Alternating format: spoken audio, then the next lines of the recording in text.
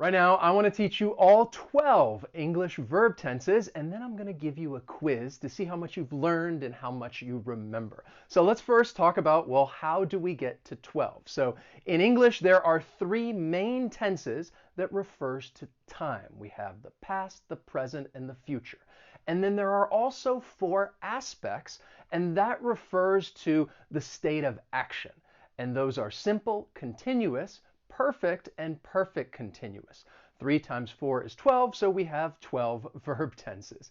Now, I'm going to tell you a little bit about each verb tense. I'll give you an example sentence, and then we'll take that quiz. So let's begin with the present simple. So the present simple can be used in a few different ways. Generally, it's used to describe actions that are habitual. And when we talk about these habits, quite often we'll use an adverb of frequency like always, usually, sometimes, rarely, never. I could say, I always ask you to hit the like button and subscribe to the channel. That's a habit. That's something I always ask you to do.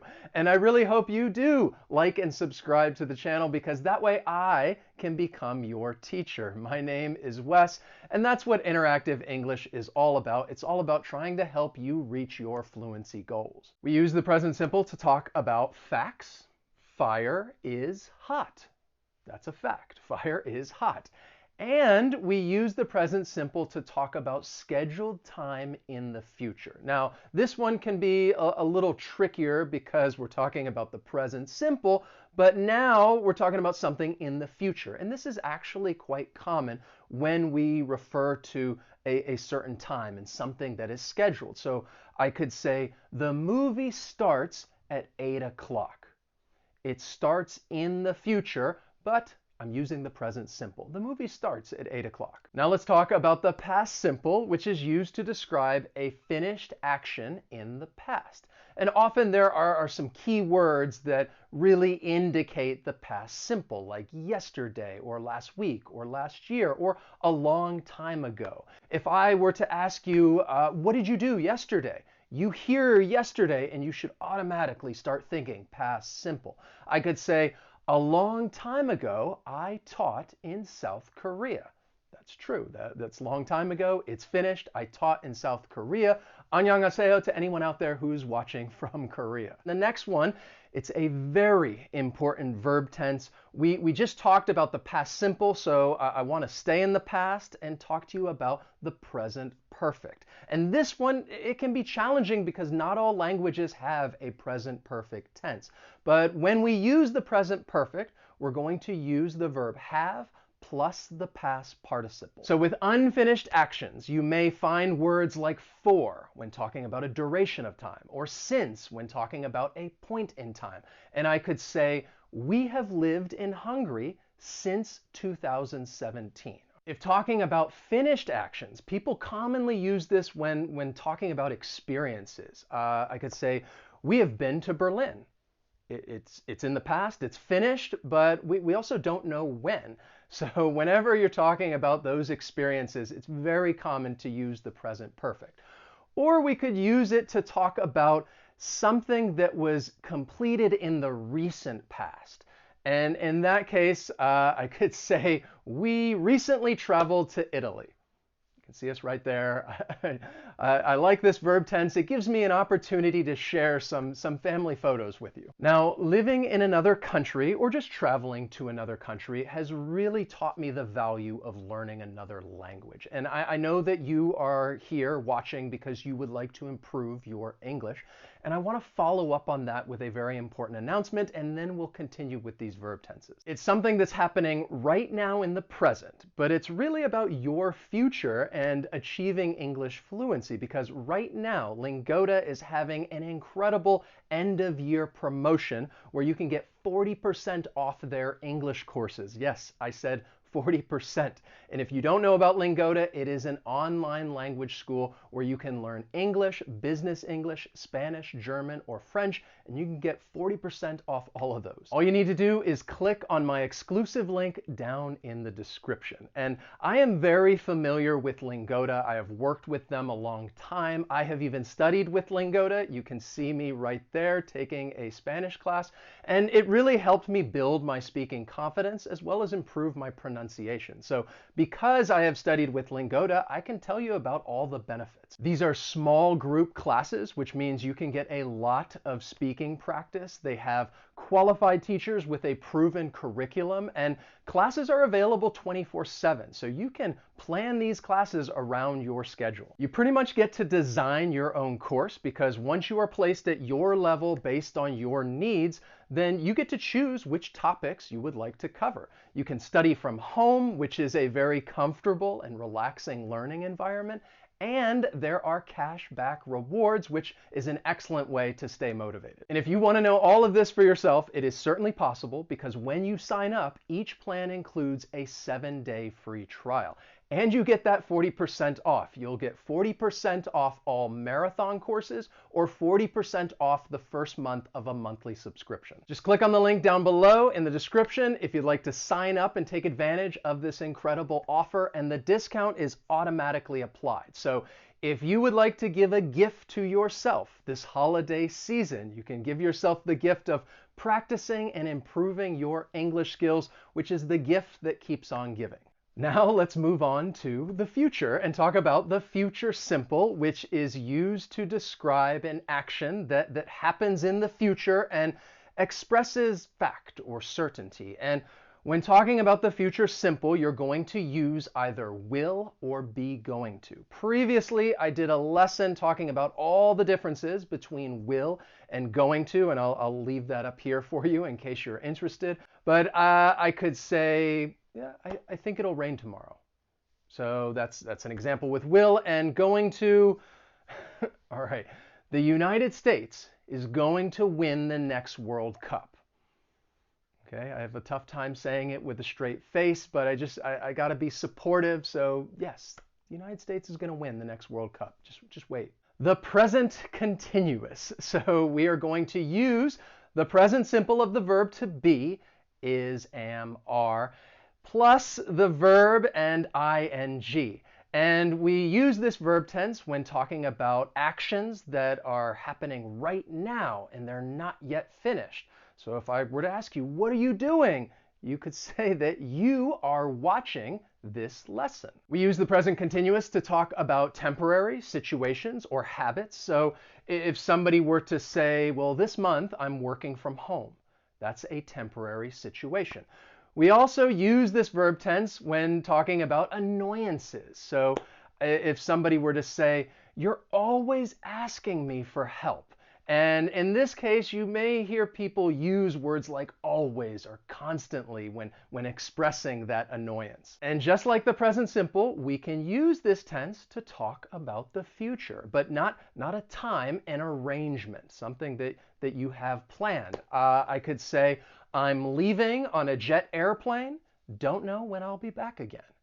And bonus points if you can tell me who sang that song. Let me know down in the comments. And then there's the past continuous, and we're going to use the past simple of the verb to be, was or were, plus the verb and ing.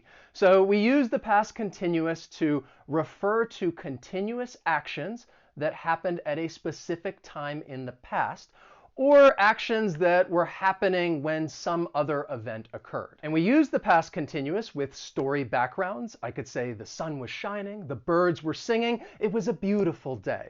So with story backgrounds, you will often hear the past continuous. Or overlapping actions. They happen at the same time. She was working while he was cooking dinner.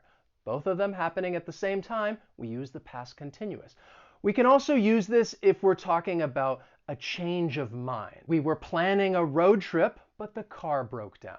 All right? Something we were planning, but then we changed our mind. Now let's go back to the future. And pardon the movie pun, but I want to talk to you about the future continuous. So we're going to use will be plus the verb and ing. And we use the future continuous to refer to a continuous action that's happening at a given time in the future, or actions that will be happening when some event occurs. So for given time, I could say, a week from now, I will be sitting on a beach. That's not true. I wish it were true. And for an overlapping action, then I could say, while you are shoveling snow in your driveway, I will be sitting on a beach. And notice that you have that future arrangement with the present continuous. While you are shoveling snow in your driveway, I will be sitting on a beach. And you often hear statements like this when talking about the future. While you are doing something, I will be doing something else. And then we have the present perfect continuous, and we'll use have been plus the verb and ing. And we can use this with unfinished actions to refer to an action that started in the past and continued to the present. And once again, you may use this with words like for and since. I could say, I've been waiting for the bus for 30 minutes. All right, it started in the past, it's continued to the present, and just to add one more thing about this verb tense, it's likely going to continue into the future. That's another key part of the present perfect continuous. We can also use this tense to talk about a past action that just finished.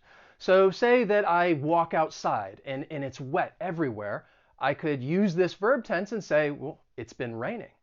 It's not raining now. It finished in the recent past, so I could use the present perfect continuous. It's been raining. And then there's the past perfect, in which we'll use had plus the past participle. And this refers to two actions in the past and really just shows that one happened before the other. Now, the past perfect is often used with a dependent clause that's going to begin with a subordinating conjunction like when or before or by the time.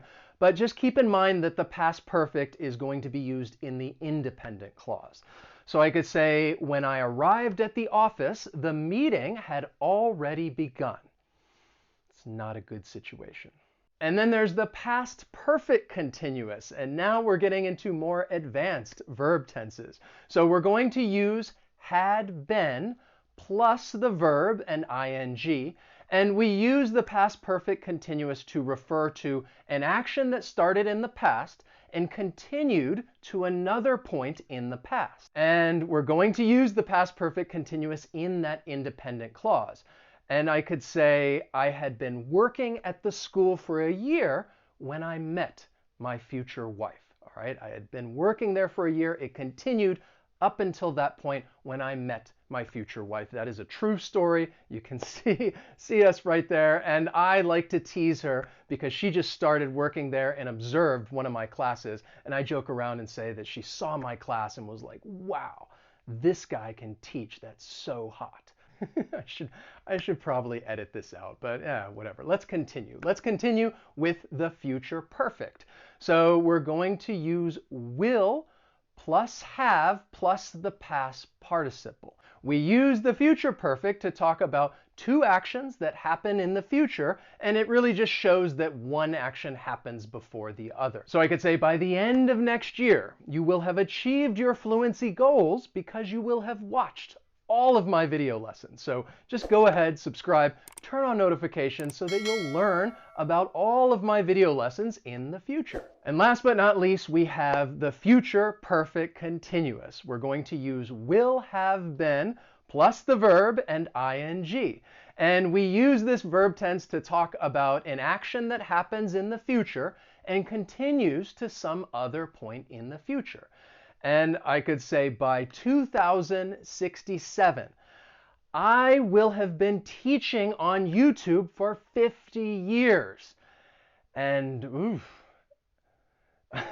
Okay, that's a long time. So now you know these verb tenses, you know how they're used, you've seen some example sentences, so let's put your knowledge to the test. I am going to give you some sentences without the verb tense, and I want you to think, how would you best complete this sentence? I'll give you a moment to think about it, and then I'll tell you the answer. So let's begin with our first one right here. Wes, broccoli. Okay? I'm giving you the verb. How would you best complete that sentence? Wes, broccoli. I hope that you used the present simple to complete it and say, Wes doesn't like broccoli. It's true. Broccoli and I, we have a bit of a contentious relationship. The next one, it's a question. What, around 8 o'clock last night? Okay, I'm giving you the subject and the verb. It's a question. What around 8 o'clock last night? A couple things going on. You see last night, you should think past. There's a specific time, which is continuous, so I hope you use the past continuous. What were you doing around 8 o'clock last night? At 8 o'clock last night, I think I was taking a shower. All right, again, past continuous. Then we have this next one. I to India, but I hope to go in the future. I to India, but I hope to go in the future. Okay, so in this case, we're talking about an experience. So you would use the present perfect. I have not been to India, but I hope to go in the future. And that is true. I really do. I haven't been there, but I hope to go in the future. Then we have she to Brazil a long time ago. She to Brazil a long time ago. The key word in this sentence, a long time ago. You see that, you should think past simple. She traveled to Brazil a long time ago. I'm sure you got that one right, so here is the next one. By the time I got to the stadium, the match, By the time I got to the stadium, the match, So I talked about that phrase, by the time already. That is a key indicator of the past perfect. By the time I got to the stadium, the match had already finished. Had already finished, past perfect. And then I have one more question for you. How long in line? Think about the context in which someone would ask you this question. How long in line? So we're talking about something that started in the past, it's continued to the present, and will likely continue into the future, and you would use the present perfect continuous. How long have you been waiting in line? So I hope that you did well on the quiz. You can let me know down in the comments. And I hope the lesson was easy for you to follow and that you now have a better understanding of these 12 different verb tenses. If you enjoyed the lesson, please hit that like button. As always, thanks so much for watching, and I'll see you next time. So long.